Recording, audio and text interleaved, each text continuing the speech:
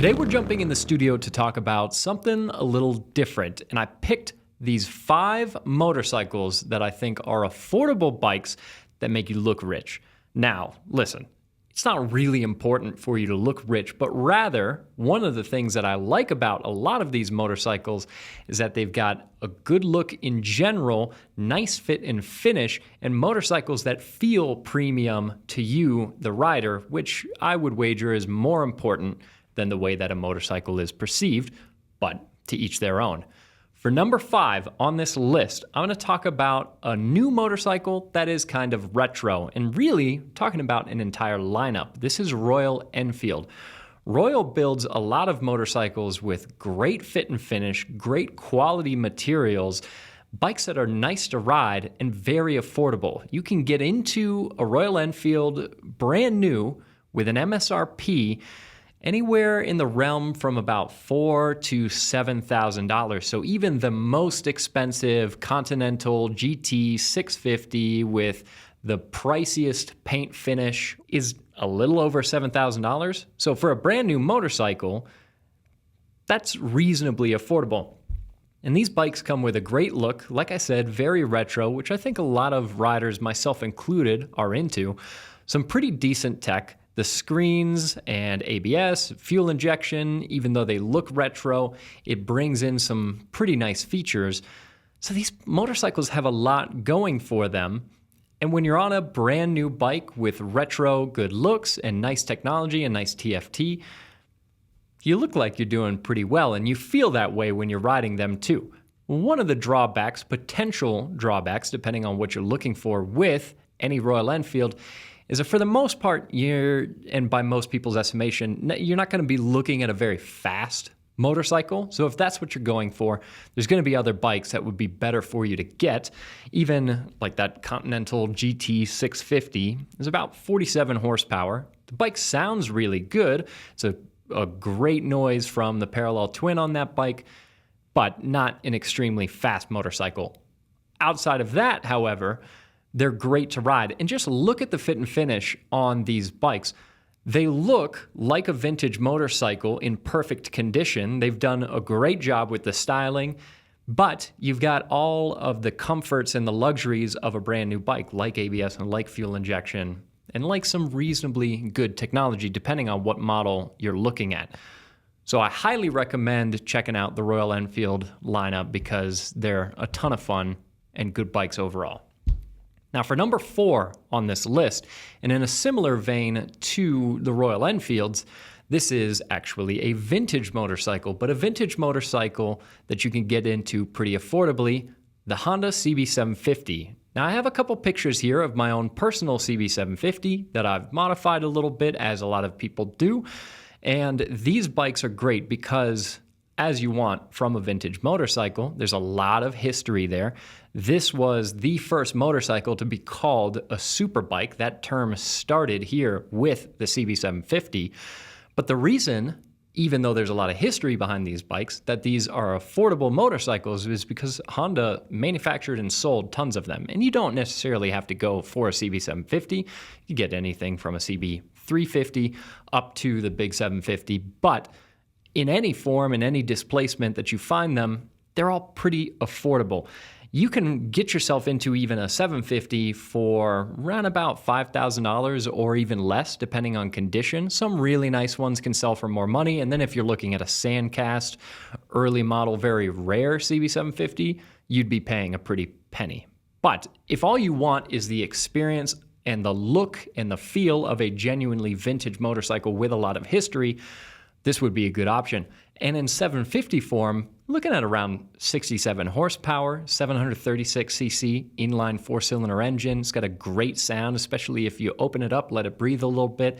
A nice raspy howl to it. So it's a fun motorcycle to ride. And it's cool anytime that you can show up somewhere on a genuinely vintage motorcycle, whether you're looking at one that's modified into whatever you want to call it, a little bit of a cafe racer or something else, or one in completely stock form that you could bring to a car show. And even hardcore motorcycle enthusiasts will get a kick out of seeing a nice CB750 because these are absolutely iconic motorcycles that look really cool to be riding on, feel really cool to be riding on, that you can pick up for not that much money and still find a lot of parts for. Now, number 3, our next category, I'm going to talk about one of my favorite naked bikes. And this especially, in my opinion, leans into the category of looks expensive, but they're starting to get reasonably affordable, especially compared to original pricing. What I'm talking about is the original BMW R9T. These R9Ts have now been replaced by the R12 and the R12 9T, which is a confusing name. Even R9T was a little weird.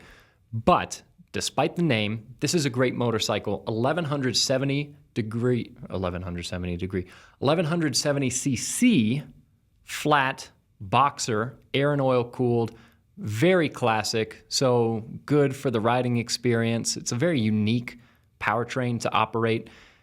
Also a very premium motorcycle, one that you can find now used earlier R9Ts for around $7,000, $8,000 if you look around. Now, $7,000, $8,000 is not a tiny sum of money. Plenty of the bikes we're looking at on this list are much less expensive than that. But given that these older R9Ts still look a lot like the brand new bikes, and a brand new R12 9T can be had at as much as $30,000 almost, depending on what accessories and what particular model you get. And the brand new bike is not any more powerful. Even the older R9T, 110 horsepower from that big 1200 boxer, that's a good amount of performance. So this bike ticks a lot of categories. It feels very refined, very well engineered. It feels classic in the ways that you want and modern in the ways that you want. It's got great power, great fit and finish, and it's a BMW, so you look cool riding it. This is a motorcycle that I highly recommend checking out. And even looking at some of these pictures that I took of my old boss's bike at the motorcycle shop I worked at in college makes me think maybe I should go out and shop for one myself. Now, number 2 on this list, talking about a cruiser, and one that is a pretty reasonable bike to be shopping for. This is the Honda Rebel. It's a great all-arounder. There are Rebels in several sizes, Rebel 300, Rebel 500, Rebel 1100.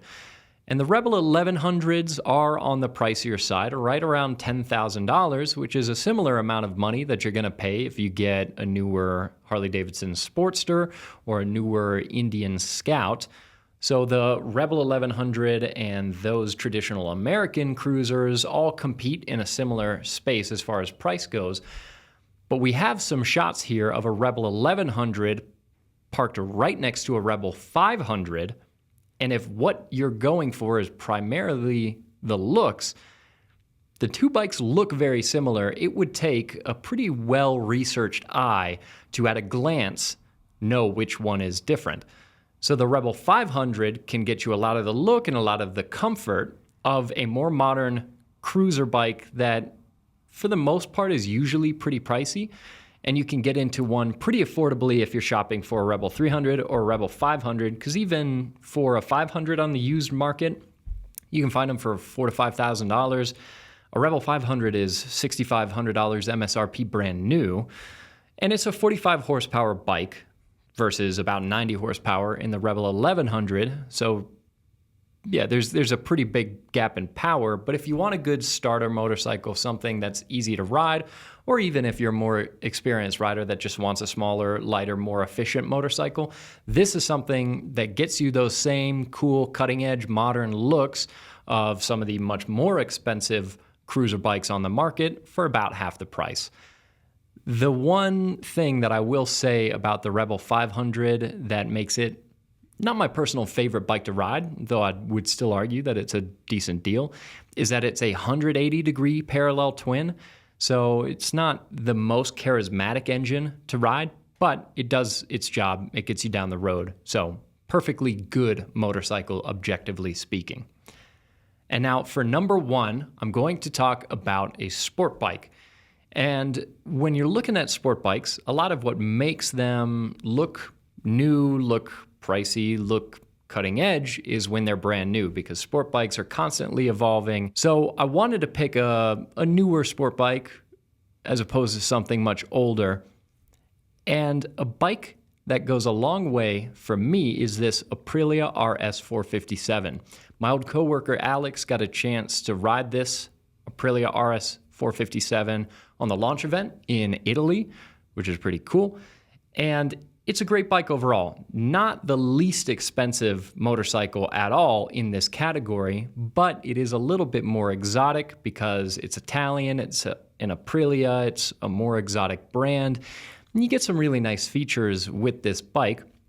Still relatively small displacement, about a 47 horsepower parallel twin. But the nice thing about this parallel twin, as opposed to the twin we were just talking about in the Rebel 500, this is a 270-degree parallel twin. So it is going to have a little bit more character in that engine. Nice fit and finish, nice components on this motorcycle for a entry-level sport bike.